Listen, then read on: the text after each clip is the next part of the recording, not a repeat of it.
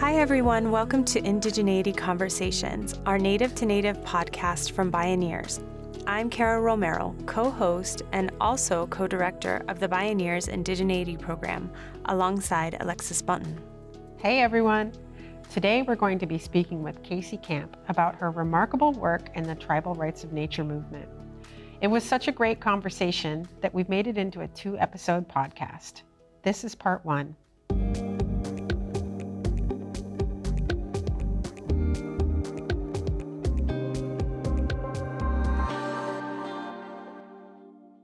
Casey is a shero of ours and an incredibly powerful matriarch and elder.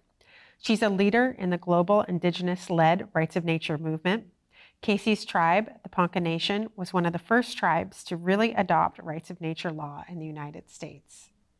In this conversation, you'll hear from Casey about her personal history, as well as our shared beliefs that rights of nature initiatives are important and protective of all peoples. We also discuss our Native-led Rights of Nature initiative within the Bioneers Indigeneity program.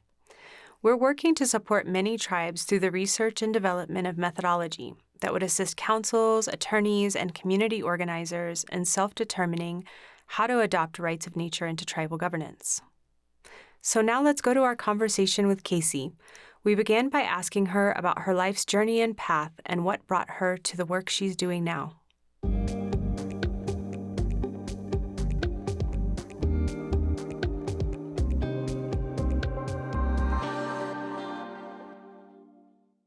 I want to back up just a bit and just genuinely say how good it makes me feel, sincerely, deeply, that you are here and doing what you're doing.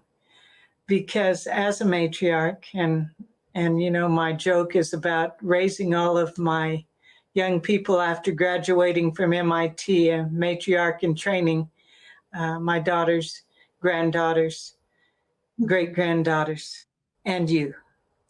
And I feel really good about that. It's an important part of our being.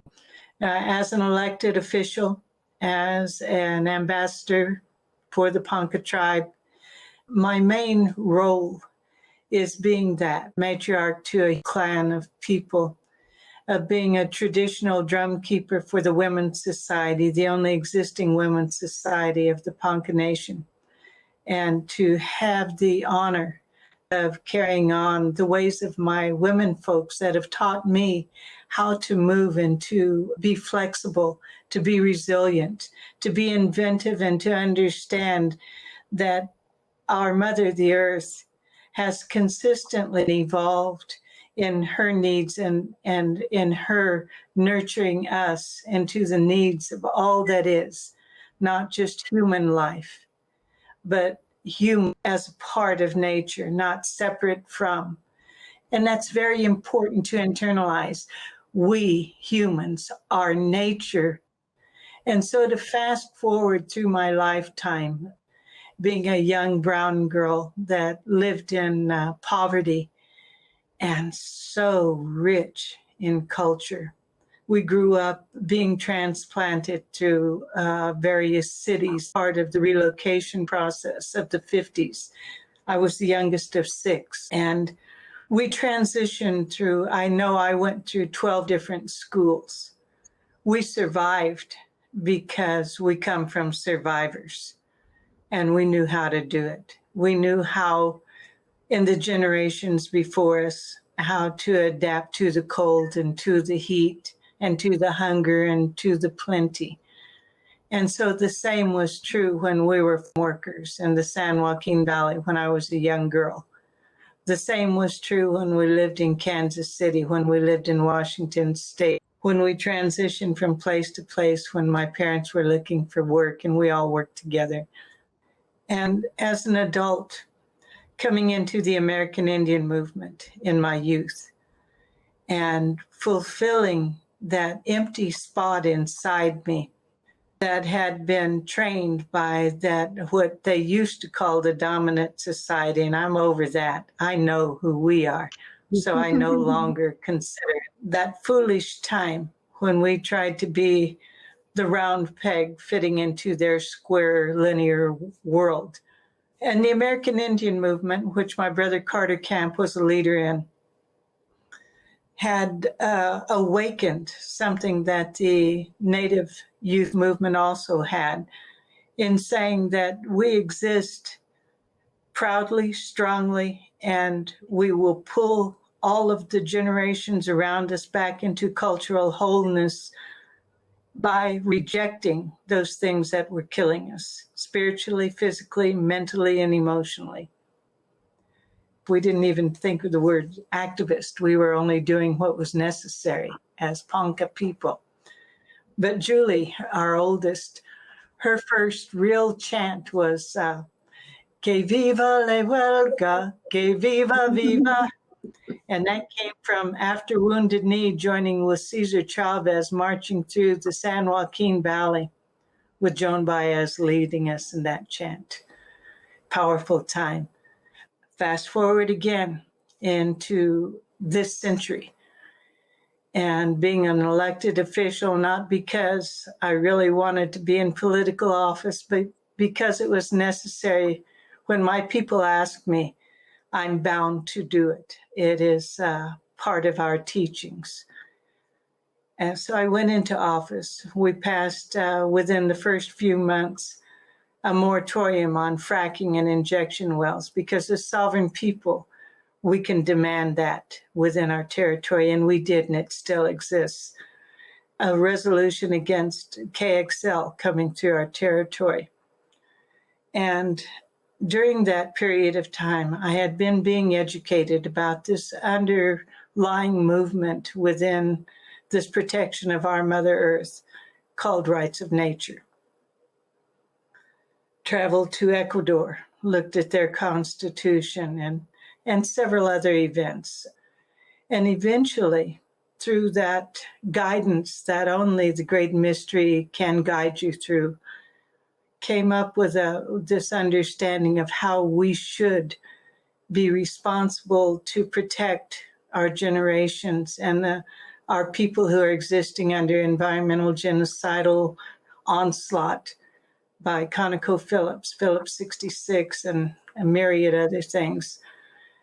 That if we enacted this statute, we want to get it in our Constitution, and that's coming up. We'll talk more about that.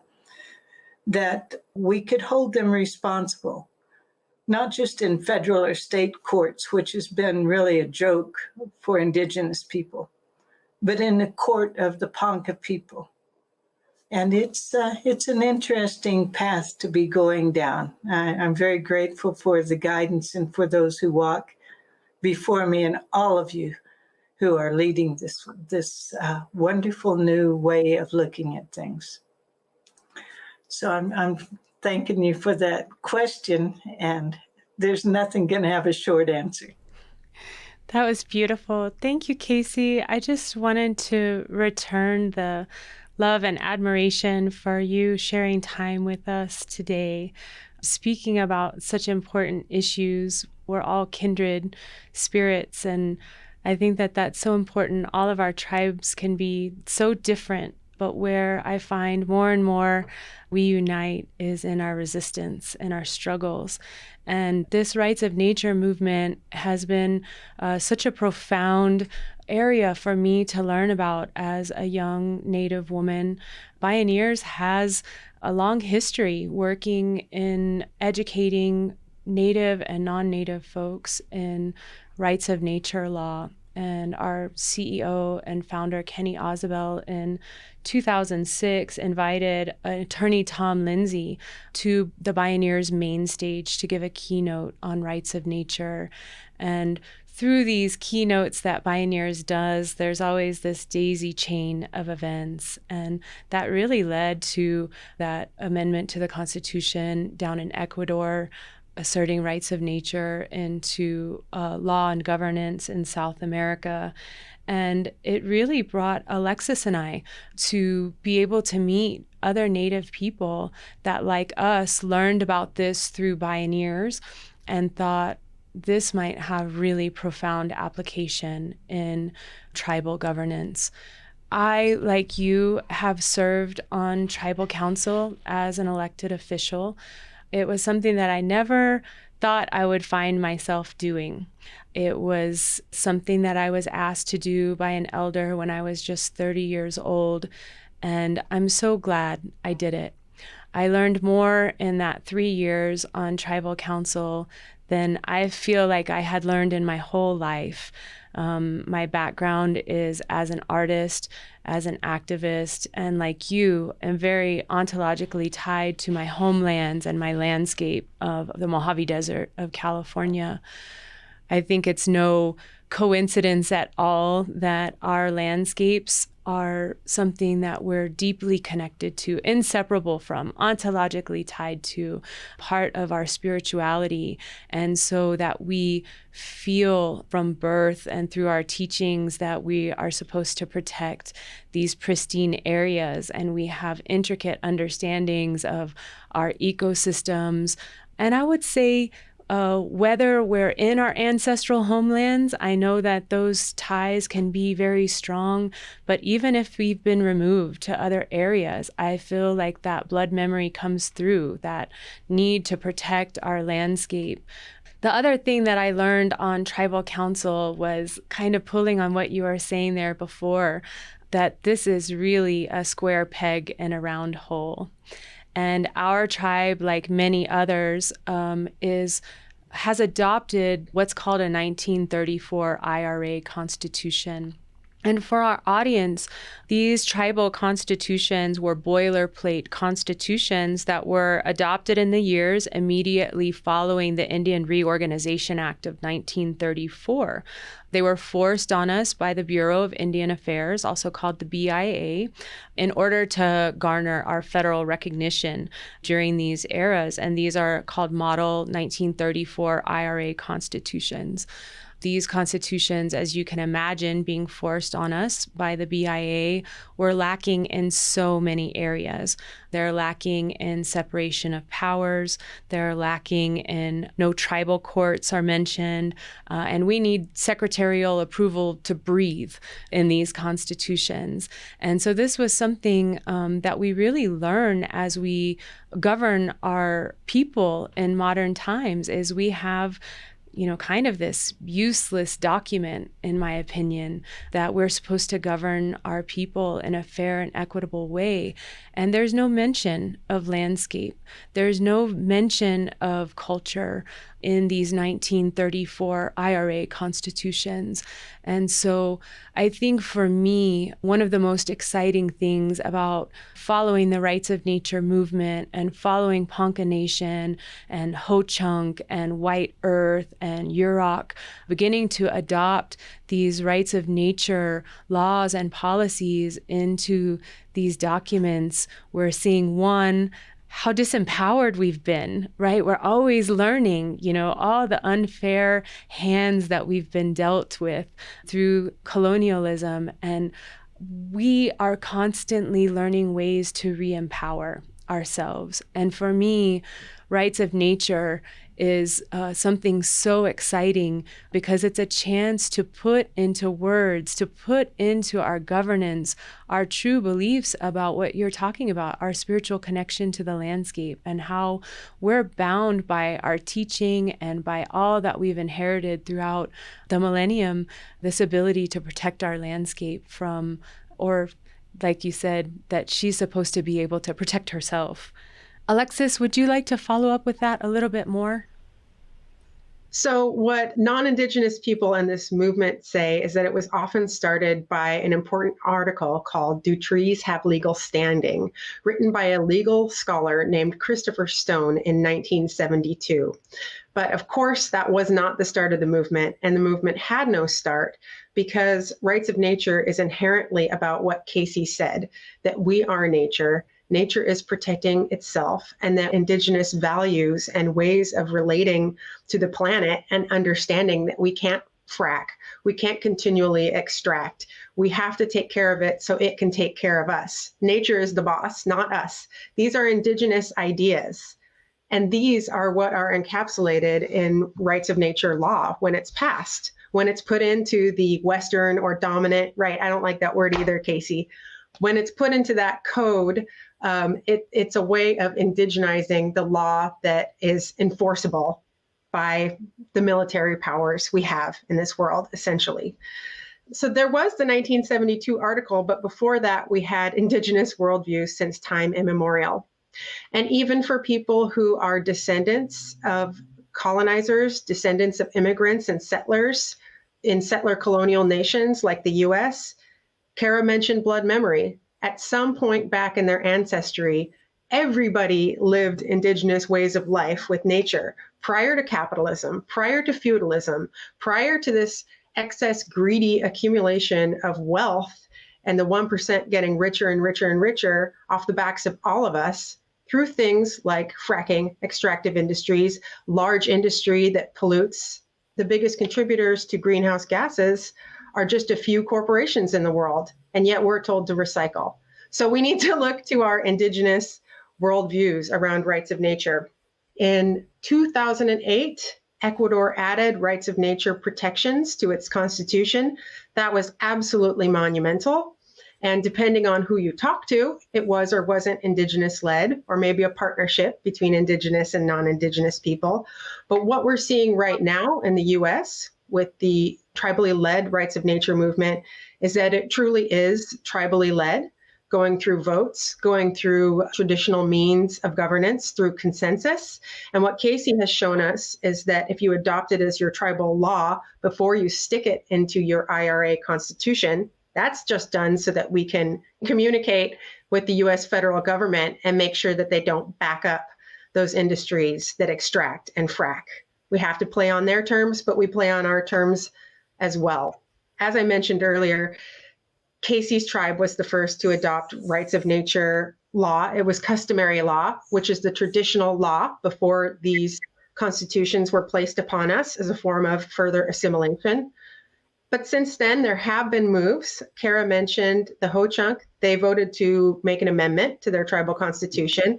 And as Kara said, it does have to go back to the feds and back. It takes about a year at least to ratify. We did see in 2019, the White Earth Band of Ojibwe adopted the rights of Manuman, wild rice, which was amazing. And also in 2019, as Kara mentioned, the Yurok tribe recognized the personhood of the Klamath River. And rights of nature is just one in a series of fights the Yurok tribe has had for decades now to protect the river, since it's been dammed, since it's been polluted, since it's been overfished. And these are multi-pronged strategies. Alexis, thank you so much for covering some of those current events happening with rights of nature globally. Casey, this question is for you. Can you explain to the audience a little bit about the difference between customary law and laws set forth in tribal constitutions? One is real, one is not. That's as simple as it gets right there. So let's start first with what's called the BIA. Of course, in the AIM days, we called that Boss Indians Around, but now we don't even call ourselves Indians, right? Now maybe I can call it Boss Indigenous Around instead. But the BIA itself was created under the War Department of the United States. And if one understands that concept, then you understand all the rest of it, all of the various acts, the forced removals, the boarding schools, the Relocation Act, the ICW Act, the forced sterilizations, the on and on and on, things that have been part of the fabric of how we have had to work through by finding these things called rights of nature or whatever it is that we're using to exert sovereignty. I believe that if one looks at the laws created by the Boss Indigenous Around people, I don't know how to say it, the federal government of the United States, it was meant to eradicate us from the time that Columbus came on the shores using the doctrine of discovery in order to murder and claim what the great mystery had in place here on Turtle Island, or what is presently North America, however you want to use the term.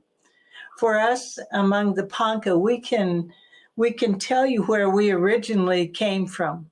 And beyond that, the Star Nation that engendered us, when and how and what our track was across this, what they call the North American continent, and to the place that the Great Mystery asked us to caretake. Then we can chronicle where we were removed to and what happened to us there. My mother being the first generation born in captivity in a POW camp called a reservation, that we could not leave or we would be killed doing so. Those laws created this BIA that created these things called constitutions that in theory sounded all right to them when they were looking at the Six Nations Confederacy that had that original form of the Constitution that they emulated. But when it was put on us, and I do mean put on us because we had to carry the burdens of it through several generations, it was to create a way to further destroy and erode the culture in every single form, in the way to create a way to buy votes, for instance, when we didn't have that system at all. I remember a sweet auntie of mine that was telling me about one of our corrupt politicians that had come to her home. And she said, you know, it's amazing because we only live a half a mile from the voting place there at the Tribal Affairs building. But he gave each one of us $20 for gas money. And she's so sweet, it didn't occur to her that that was bribery, you know. But that Constitution that was forced on us, that IRA governmental Constitution, left us open to all of the things that would kill us.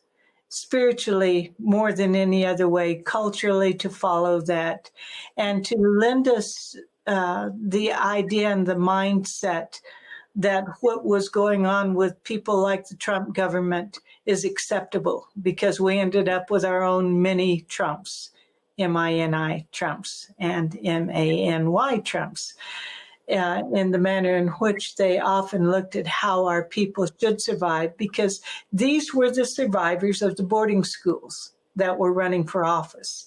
They had already been subjected to being kidnapped, and they were already part of that syndrome of trying to survive through learning those ways and following those ways.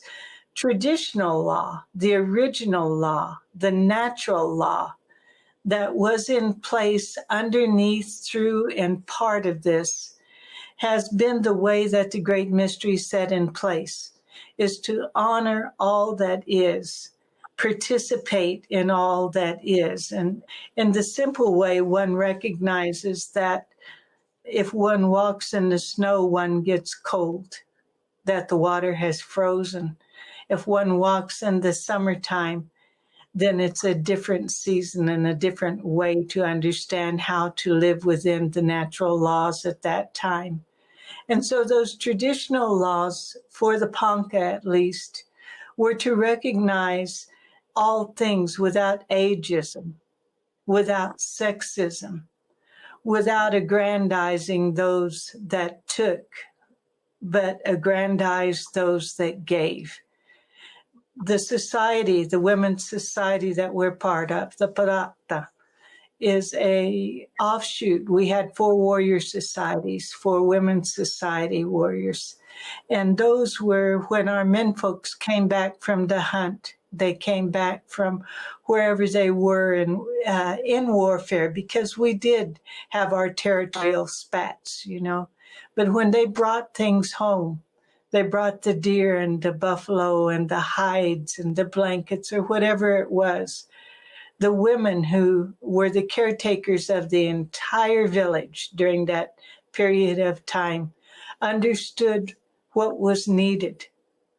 And they provided a space and a song and a drum and a dance that was to honor those things that had been brought, because those goods had value, intricate value in their life itself. Maybe it was even a pot that was a water carrier That was important. But they also knew where the need was within the juvenile population, within the elders, within widows, within men who were raising their children alone, within the babies who were born with super special needs, or within those families. We have a family here called the Others, used to be Raises the Others, and they were the ones who took in the orphans. And we knew who needed what, and we dispensed things and dispersed things.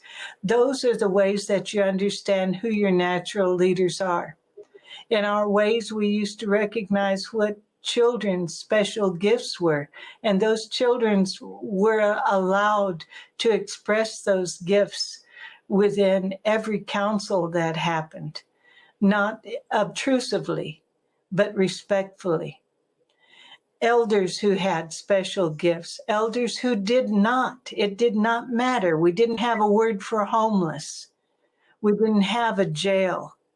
We did have rules so that if a man did not treat his wife correctly, if he was a woman beater or someone who was abusive, he had to leave. He was not ever going to get to return to his family. Conversely, a woman who did not take care of her children, those had their own ways of understanding. Women had a time that they were set aside and honored at their monthly time when they were in tune with the Moon Mother and had their special strength of gift happening to them. You know, all of these things that created a system that worked and created a system where all was valued, whether that intrinsic value was that of a stone, because I know the story of my mother's auntie on a forced removal, bringing 4 stones from our ancestral land so that our piece of the earth we were supposed to caretake came with us, and our ceremonial fireplace was cared for. The fire itself had its place in and the people who were the caretakers of that. So the difference between IRA and traditional value system governments are not even in the same planet. They don't even have the ability to tell you the sameness, much less the difference in them. And so the idea of these constitutions being revamped with what we call the immutable Ponca rights of nature is something that we understand has to be built with the framework of understanding that as a sovereign people, everything has to be built inside that. Every bit of caretaking that it took even to put in the UN Declaration on the Rights of Indigenous People, it has a certain framework that exerts sovereignty. And that's where rights of nature is, in my mind, is not only that tool to help us deal with the fossil fuel industry and those polluters, unfortunately, rancher farmers that have become killers of the Mother Earth instead of understanding sustainability, also have to be held accountable for the poisons they put into the waters. All of those things come around to understanding the oneness of all and the allness of one that has to be not rediscovered, but recognized. We have the right to self-determine.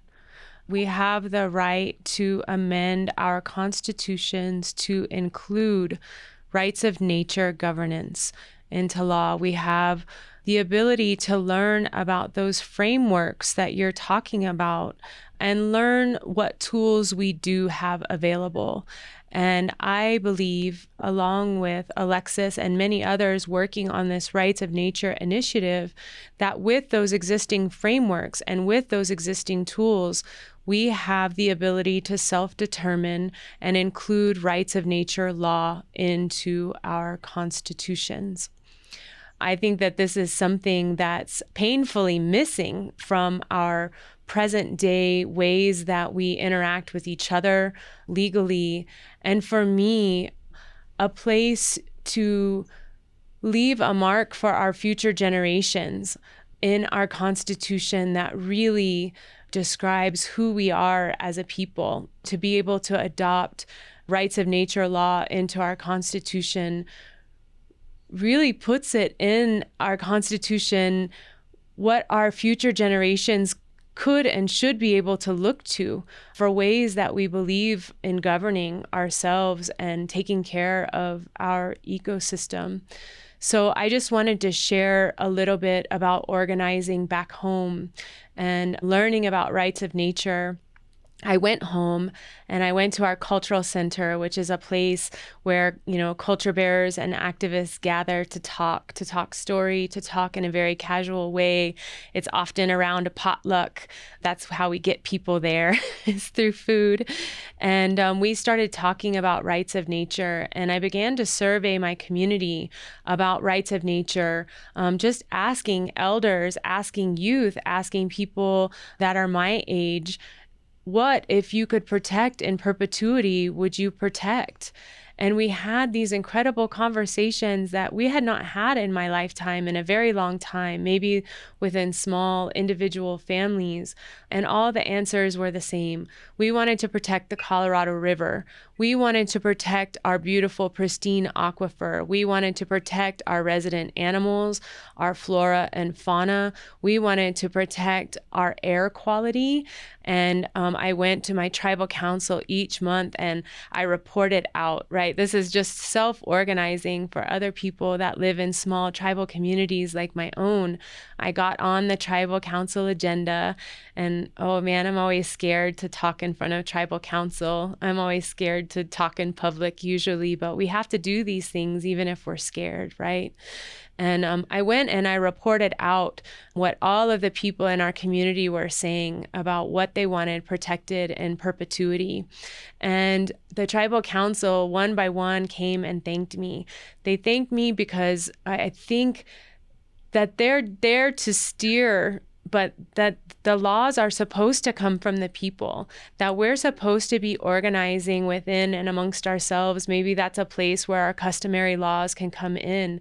And we came to a little bit of an impasse with my tribe on this idea of if we were going to adopt the language that we had come up with ourselves into a preamble in the Constitution and then an amendment for our tribal council to then have to uphold that preamble that said, this is who we are, this is what we believe, these are all the things that we wanted protected in perpetuity.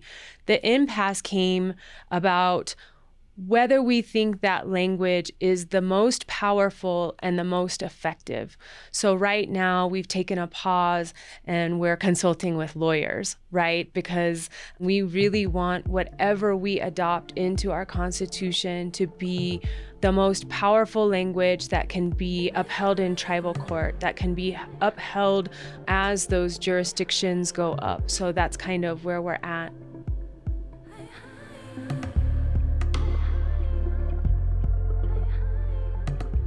So that's the first part of our conversation with Casey Camp.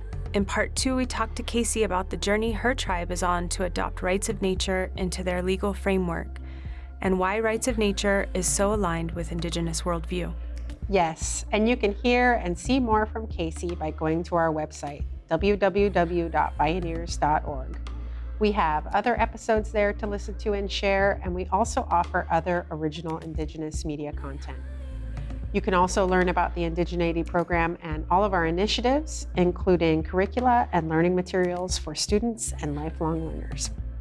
Thank you for joining us for this episode of Indigeneity Conversations. It's been a pleasure to share with all of you today. Many thanks and take care.